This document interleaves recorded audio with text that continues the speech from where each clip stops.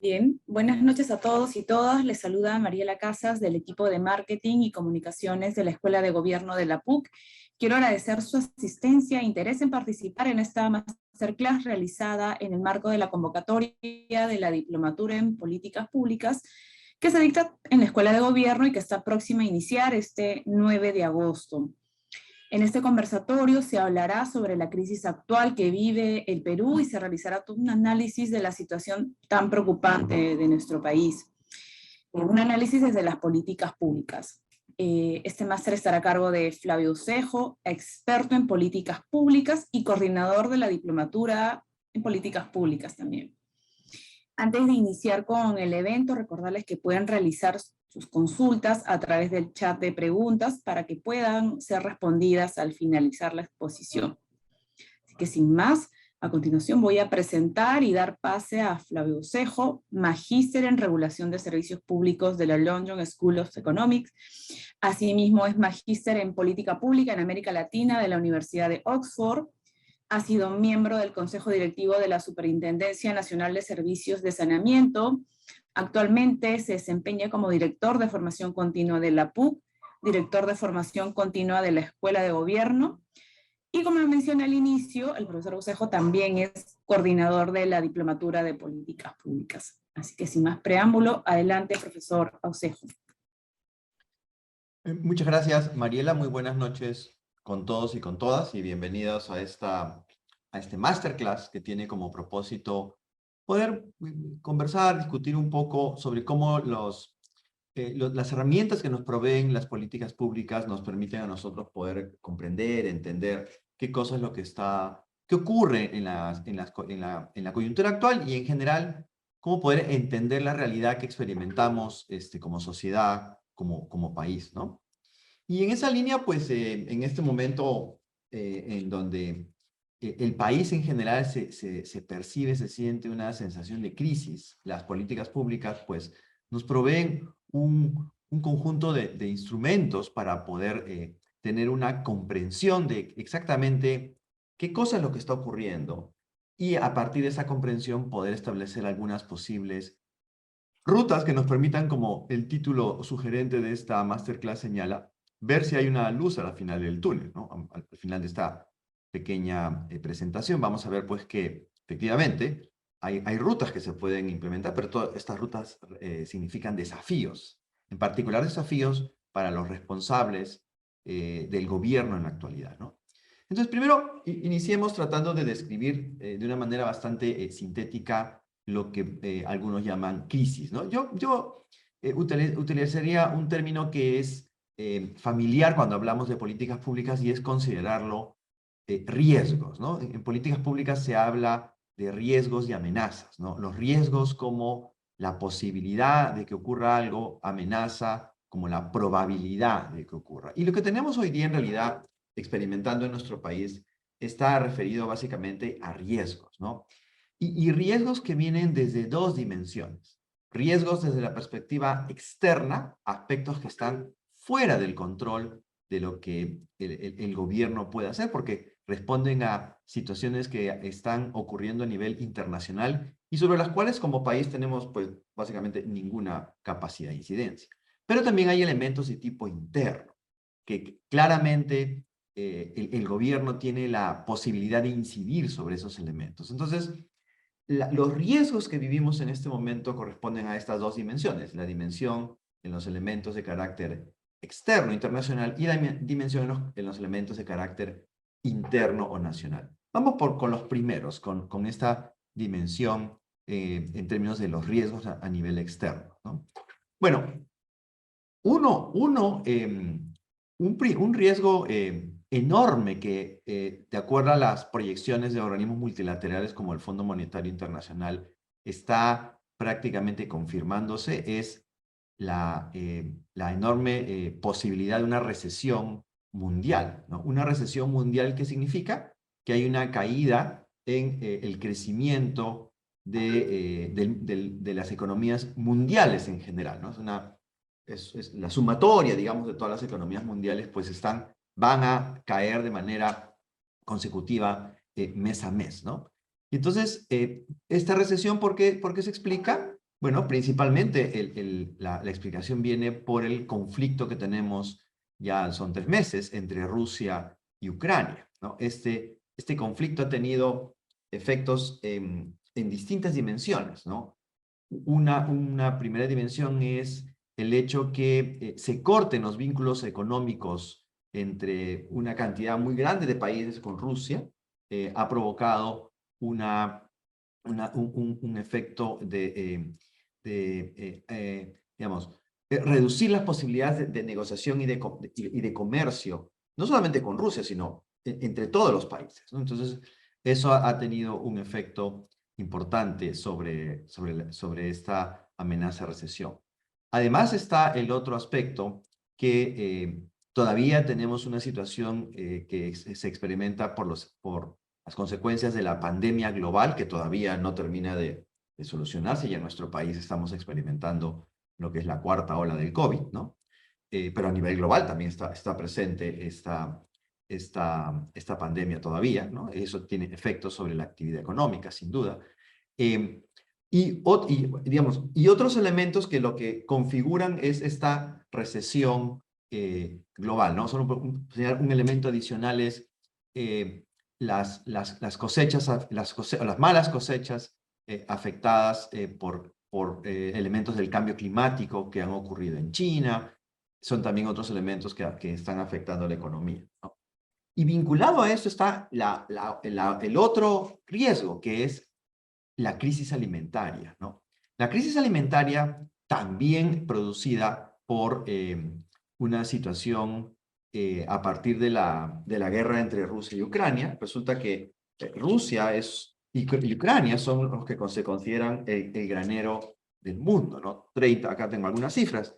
30% del trigo mundial se produce entre ambos países, 20% del maíz, más del 50% del aceite de girasol, y a nivel global, estos dos países abastecen de todos estos productos, que son elementos importantes en la canasta básica, a todo el norte de África, ¿no? Además de proveer, obviamente, a Europa. Entonces, esto tiene un efecto sobre los precios de los alimentos, los cuales afectan la inflación, y de hecho esos efectos vienen a nuestro país, ¿no? Además, ambos países son importadores de fertilizantes, ¿no? La urea, por ejemplo, viene de estos países, ¿no? Entonces, la segunda crisis, digamos, viene por esta situación con los alimentos, ¿no? Ya hay más de una docena de países que están ya experimentando una hambruna, ¿no? En términos de lo que Naciones Unidas define como hambruna, ¿no? Entonces tenemos por un lado la recesión global, que ya está como un elemento que ya está presente, y por otro la crisis alimentaria, que es algo que se va a manifestar, de todas maneras se va a manifestar en las próximas semanas, ¿no? Entonces, estas dos situaciones, estos dos riesgos que prácticamente están materializados, son elementos que afectan a nuestro país. Sus efectos son en términos de menor cantidad de alimentos importados, por lo que he señalado, ¿no? El menor incremento en el precio de los fertilizantes, o ausencia, no solo incremento, sino ausencia de los fertilizantes, que son importantes para la campaña agrícola que en este momento está ocurriendo en nuestro país. Esto tiene efectos sobre la inflación. Los precios se incrementan, en particular los precios de elementos que son claves para la canasta básica, como son los alimentos. Junto con ello, efectos sobre otro aspecto importante, que es el precio de los combustibles. Entonces, el precio de los combustibles también se incrementa. Otro elemento que se incrementa es el precio de los fletes para el transporte marítimo, porque este conflicto ha provocado una disrupción que ya venía afectada por la pandemia, a algo que ya estaba afectado por la pandemia y cuya solución se estaba demorando, mejor dicho, cuya solución iba a tardar varios meses, sino que años. Ahora se ha agravado por el tema del conflicto entre Rusia y Ucrania, y eso está afectando el precio de los fletes, ¿no? Entonces, eso también afecta el precio de las importaciones y las exportaciones en nuestro país. Entonces, estos dos elementos es decir, la recesión global, por un lado, y la crisis alimentaria, son riesgos que ya vamos a enfrentar en las próximas semanas en nuestro país. Es decir, no hablamos de posibilidades, hablamos de cosas que van a ocurrir, de todas maneras, ¿no? Y luego tenemos elementos de tipo interno, ¿no? Los elementos de tipo interno básicamente están asociados a las acciones o no de los responsables del gobierno, ¿no? Recordemos que todos estos aspectos que vienen del contexto internacional son elementos sobre los cuales no tenemos control. Pero sobre lo que sí tenemos control son sobre las decisiones que se toman en el país, ¿no? Entonces, ¿cuáles son los riesgos que tenemos al interior? Al interior del país, los riesgos que tenemos están directamente asociados, vamos a llamar así, por la impericia que tienen las actuales autoridades gubernamentales para poder tomar decisiones en un conjunto de temas que son aspectos que requieren atención por parte del gobierno, ¿no? Aspectos referidos a elementos como seguridad ciudadana, eh, provisión de alimentos, eh, eh, salud, educación, atención de salud, atención a educación, elementos que corresponden a necesidades de la población que son las que explican que pueda vivir en una situación de bienestar. Esa situación de bienestar que vive la población es producto de decisiones que toma el gobierno. Recuerden que el Estado es lo permanente, los gobiernos son los que se van sucediendo. Nosotros tuvimos hace poquito un reemplazo del gobierno, el presidente Sagasti, que era un presidente no elegido por el voto popular, sino por la crisis política que provocó que el Congreso lo nombrara como presidente. Vinieron las elecciones y vino el presidente Pedro Castillo, ¿no? Y lo que tenemos hasta el momento, ahora en pocos días se cumple el primer año de gobierno, es que claramente las decisiones que toma la actual administración son decisiones que reflejan una impericia, un poco conocimiento primero, poder establecer cuáles son los aspectos que requieren atención prioritaria por parte del Estado. Y segundo, reflejan que no hay una identificación de cuál es el problema público que se intenta resolver. Y aquí ya empezamos a utilizar el instrumental de políticas públicas, que es el que justamente desarrollamos y discutimos en la Diplomatura de Políticas Públicas que empieza este 9 de agosto, ¿no?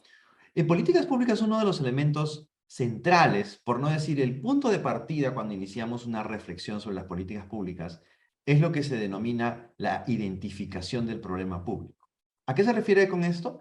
La identificación del problema público está referido a establecer cuál es exactamente esta situación o condición que está experimentando la población y que evidencia que no está viviendo en una situación de bienestar. En otras palabras, ¿qué cosa es aquello que está, por decirlo de otra forma, es describir esa situación que no refleja bienestar en la población, ¿no?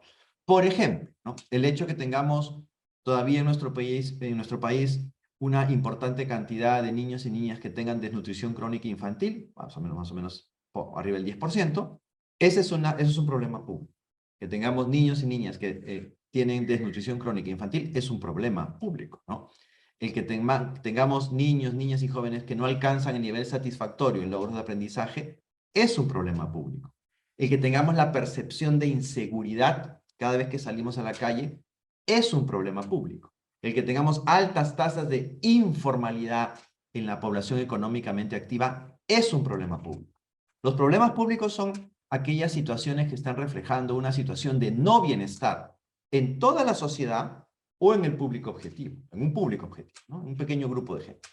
Entonces, cuando el gobierno, cuando un partido político, ¿no? Un movimiento político gana las elecciones y asume una responsabilidad de gobierno, lo primero que tiene que preguntarse es, ¿cuáles son los problemas públicos que identifica y cómo los va a priorizar? ¿Qué prioridad le va a dar para poder atender esos problemas públicos? Y ahí es donde nacen justamente las políticas públicas, ¿no? Entonces, este instrumento, digamos, de políticas públicas nos permite a nosotros entender qué cosa es lo que está ocurriendo ahora. Y lo que está ocurriendo es que la actual administración gubernamental en realidad no se ha hecho esta pregunta clave.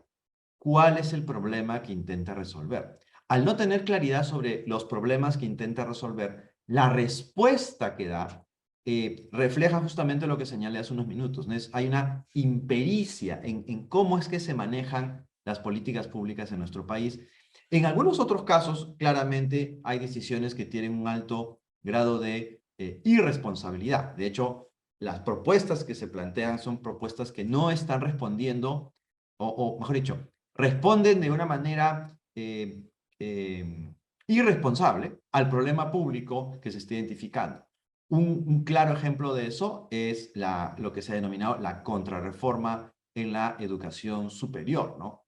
El hecho de establecer medidas que lo que buscan es no promover que existan universidades que estén orientadas a la excelencia y que más bien permita que existan universidades que no están orientadas a generar valor en sus estudiantes. Eso claramente es una decisión que refleja irresponsabilidad, ¿no? Porque las normas que emite el Estado tienen que estar orientadas, en el caso de la educación superior, a que tengamos instituciones de excelencia, es decir, que los estudiantes que asisten a clase efectivamente aprendan y cuando salgan de la universidad puedan obtener un empleo en lo que estudiaron y un empleo de calidad. Ese es el propósito, digamos, de la educación superior. Si las entidades que son, si el sistema permite que existan entidades que no logran cumplir con ello, no están orientadas hacia ello, entonces claramente es una decisión que resulta siendo irresponsable. Y en otro caso lo que tenemos son abiertamente no decisiones, es decir, no hay una decisión por parte del gobierno y adicionalmente en otros casos lo que tenemos son decisiones que claramente están orientadas a no cumplir con la integridad que debe estar siempre mostrando un funcionario público, un servidor público, lo que llamamos corrupción, ¿cierto? Un claro ejemplo de ello son el exministro de Transportes y Comunicaciones, Silva, hoy día prófugo de la justicia, con imputaciones muy serias, indicios bastante evidentes de un comportamiento indebido que ha provocado el inicio de investigaciones por parte de la Fiscalía, ¿no?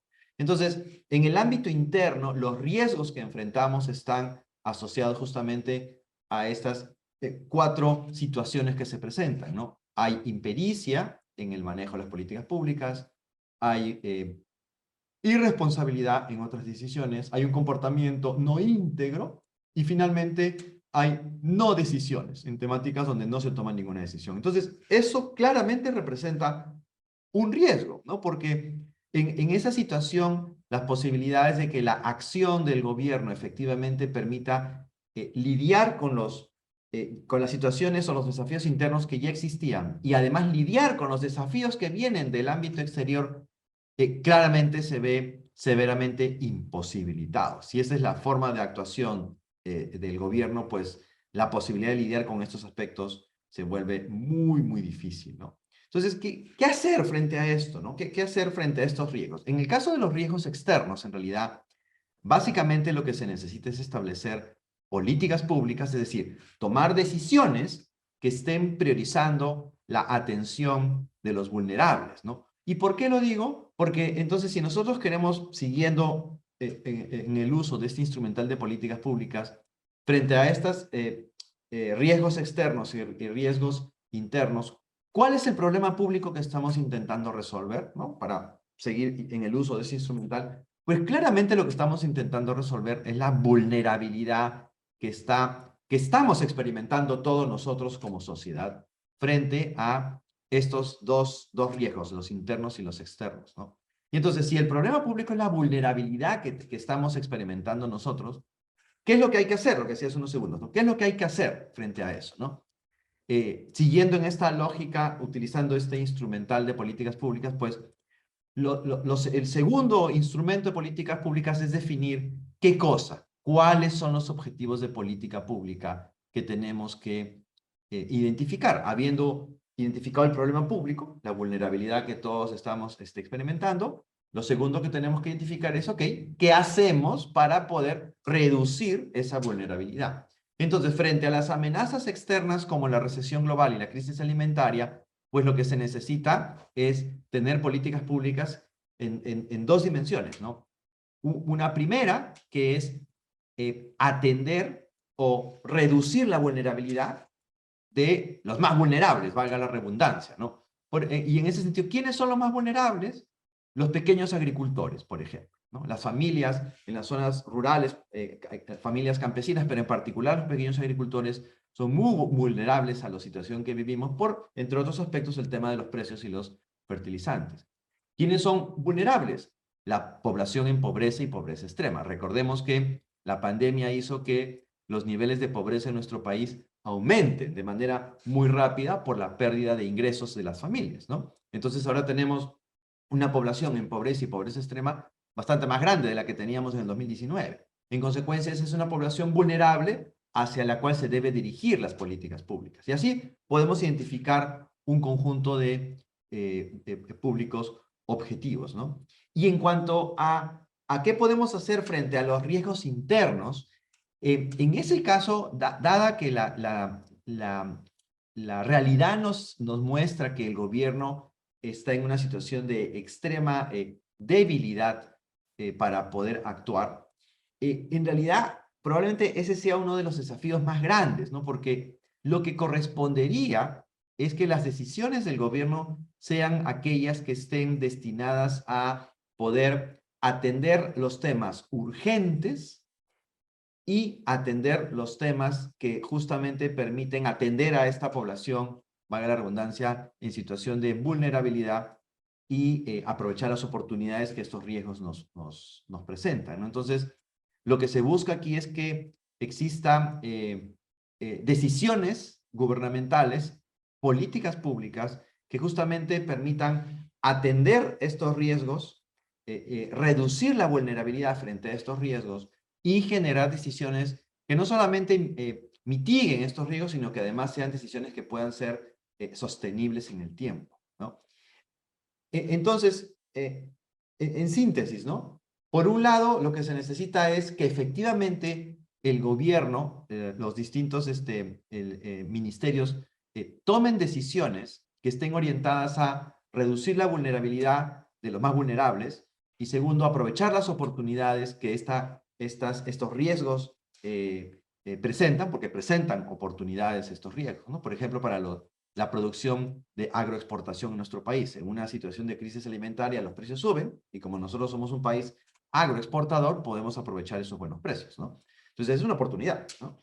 Entonces, necesitamos decisiones que vayan en esas dos líneas, reducir la vulnerabilidad a partir de políticas que provean los elementos que reduzcan esta vulnerabilidad y segundo, aprovechar estas oportunidades que genera la actual coyuntura, ¿no? Pero eso involucra tener decisión, y decisión que parte de saber en qué contexto nos estamos moviendo, ¿no? Y el tema y la identificación clara del contexto también representa un desafío muy grande, porque el mundo que estamos viviendo es un mundo muy distinto al que teníamos en el año 2019. De hecho, el día de ayer, me parece, y todavía en estos días está en nuestro país la secretaria general de la UNTAC, Rebeca Greenspan, tenía una reunión incluso con el presidente de la República, ¿no? Y la secretaria general de UNTAC señalaba en una conferencia realizada en la Universidad Católica el día de ayer, que lo que estamos experimentando en este momento en el mundo son la expresión de una crisis sistémica, ¿no? Y viene de una funcionaria, una altísima funcionaria de Naciones Unidas que tiene la información que le permite mirar el mundo de manera global, ¿no?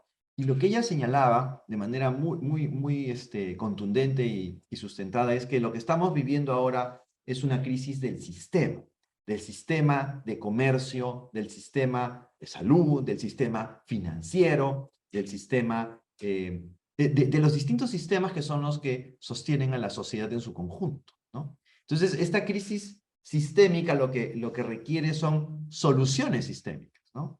Estamos en un mundo donde las reglas son distintas, no son reglas que están suficientemente claras y que es un mundo que está en crisis. Entonces, en ese contexto, las autoridades del gobierno deben ser capaces de leer lo que está ocurriendo en ese contexto y tomar medidas sobre la base de aquellos aspectos que internamente son una fortaleza. Pero para que eso ocurra, necesitamos tener autoridades que justamente sean capaces de poder leer este contexto y tomar decisiones sobre la base de la experiencia, la información, lo que ahora le llamamos la evidencia. ¿Qué es eso? Otro elemento importante cuando hablamos de políticas públicas, ¿no? En políticas públicas las decisiones deben estar basadas en evidencia. ¿Qué significa que estén basadas en evidencia? Que estén basadas en la experiencia nacional, experiencia internacional adaptada a nuestra realidad.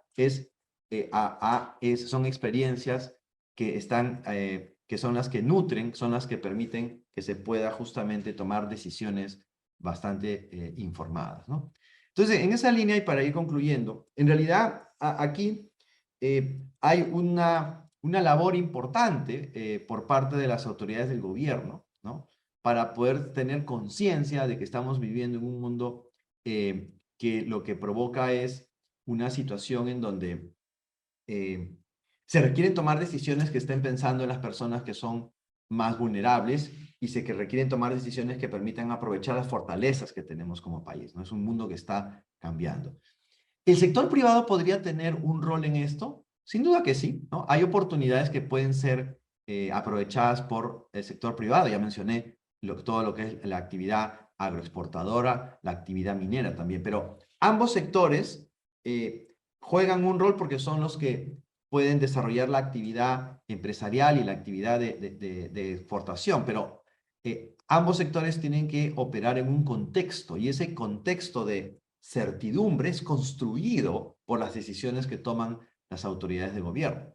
En consecuencia, si estas autoridades no son conscientes de lo que está pasando, pues las posibilidades de poder aprovechar las oportunidades que toda crisis tiene se ven reducidas de manera significativa por parte del sector privado, ¿no? Bien, eso es un poco lo que quería compartir con ustedes en esta sesión. Quedo muy atento a las preguntas, en preguntas y respuestas. Ustedes pueden ahí formular sus preguntas. De hecho, aquí estoy observando ya algunas, ¿no? Por un lado, plantean el déficit fiscal, ¿no es cierto? En realidad, lo que tenemos hoy día en nuestro país en términos de inversión, digamos, donde está principalmente un indicador clave para ver cómo se está gastando, ¿no? Lo que claramente señalan los indicadores es que más bien la inversión, tanto pública como privada, no está pues en los ritmos que teníamos antes, ¿no?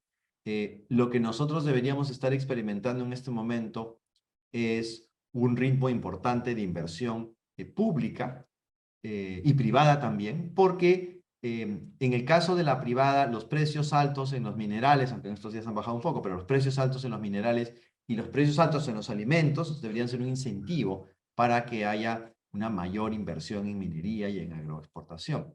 Sin embargo, esto no está ocurriendo y la razón es que la incertidumbre que existe a nivel interno hace que los inversores sean muy cautos al momento de poner su plata, ¿no?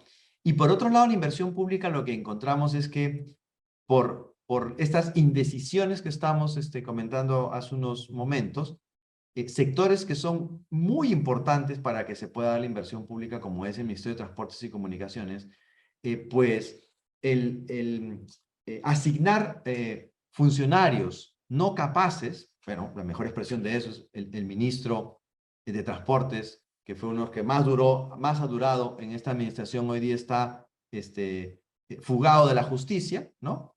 En un sector clave como es transportes y comunicaciones, todo el flujo de inversión que este ministerio, inversión pública, que este ministerio impulsa, pues claramente se ha visto severamente afectado, ¿no? Y por otro lado vemos la inversión que vienen de otros ministerios importantes, ¿no? Si uno mira las cifras, en realidad el ministerio que está con niveles de inversión más o menos dentro de los esperados es el Ministerio de Salud, ¿no? Pero de ahí los otros, su capacidad de ejecución presupuestal es muy baja y eso tiene, entre otras explicaciones, esta impericia que estamos señalando en las personas que asumen las responsabilidades, ¿no? Y acá también preguntan el tema del dólar, ¿no? En realidad, este movimiento que hemos visto en los últimos días en relación al dólar ofrece a aspectos bastante coyunturales, ¿no? Por toma de posiciones, señalan algunos especialistas en esos temas, de algunos actores en la economía. Recordemos que el dólar es un termómetro, digamos, de lo que de lo que ocurre en la economía. Entonces, fluctúa por distintos tipos de factores, ¿no? En realidad, el dato para mí que es más preocupante no es tanto el tipo de cambio, que responde a elementos que son bastante coyunturales, sino el dato importante es el tema de la inflación, ¿no? Porque la inflación sí tiene un efecto directo sobre la economía de las familias, ¿no? Y si bien es cierto, si uno observa a nivel comparado, la inflación en nuestro país no está en los niveles tan altos como hay en otros países, y el Banco Central hace sus mejores esfuerzos para mantenerla bajo la banda, digamos, en la que se mueve. Lo cierto es que casi la mitad de esa inflación es inflación que viene importada por las razones que ya he explicado, ¿no? Y eso sí tiene un efecto complicado en el bienestar de las familias, ¿no?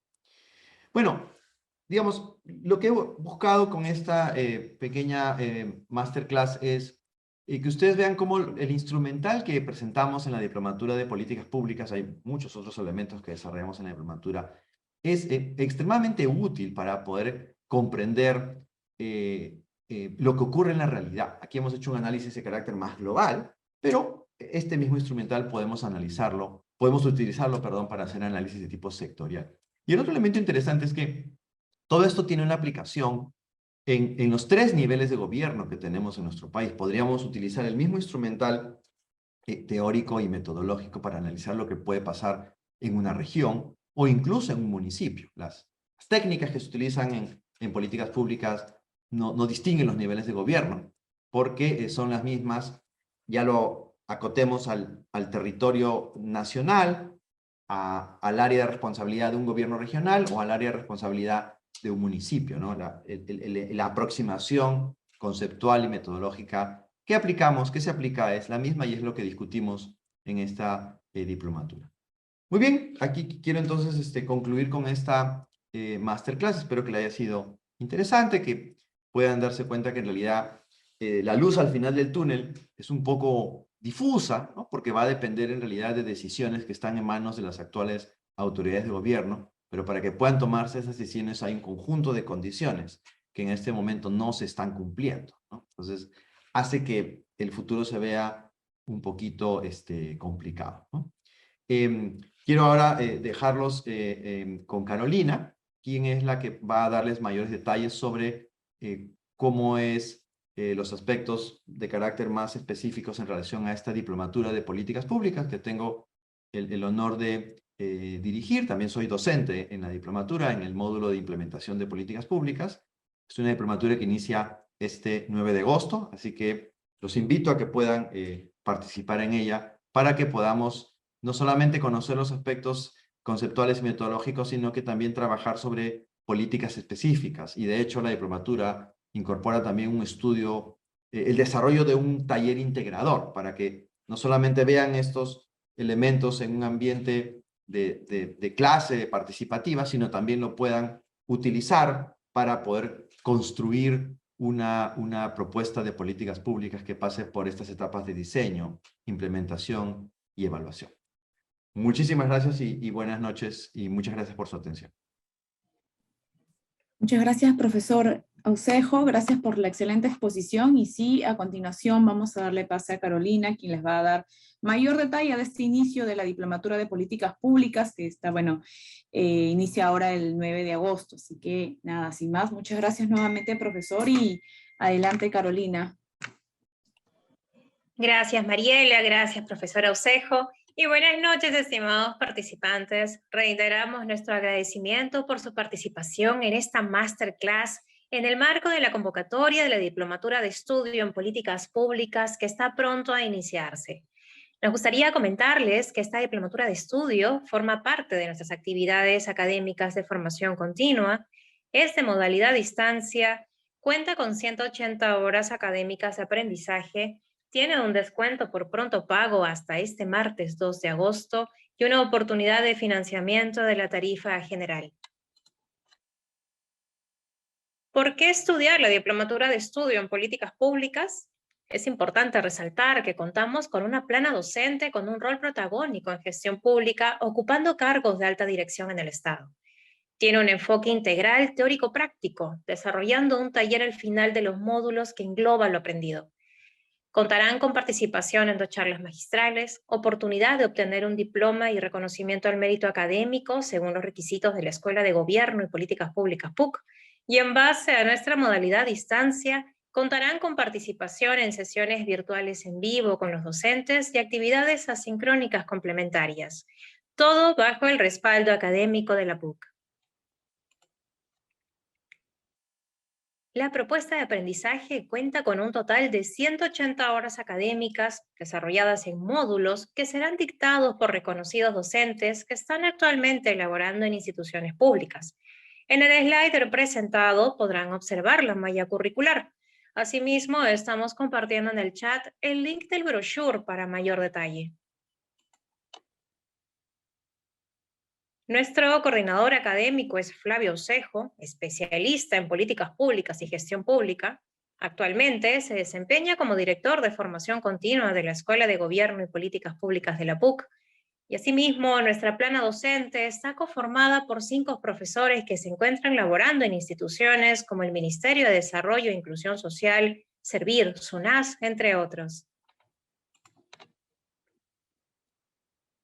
Nuestra diplomatura de estudio iniciaría este 9 de agosto, fecha que está condicionada al número mínimo de matriculados. Las sesiones virtuales en vivo con los docentes serían en su mayoría en una frecuencia de martes, jueves de 7 de la noche a 10 y sábados de 9 de la mañana a mediodía. Respecto a la inversión, contamos con un descuento por pronto pago, el cual estará vigente hasta este martes 2 de agosto, como también la oportunidad de acceder a un financiamiento de la tarifa general previa evaluación de la PUC. Las inscripciones están disponibles en nuestra plataforma virtual. En caso de dudas o consultas, pueden comunicarse a nuestros correos electrónicos o al teléfono 962-379-448. El acceso directo a nuestro WhatsApp lo estamos compartiendo también en el chat. Muchas gracias por su gentil atención y los esperamos en nuestra diplomatura de estudio en políticas públicas, modalidad a distancia.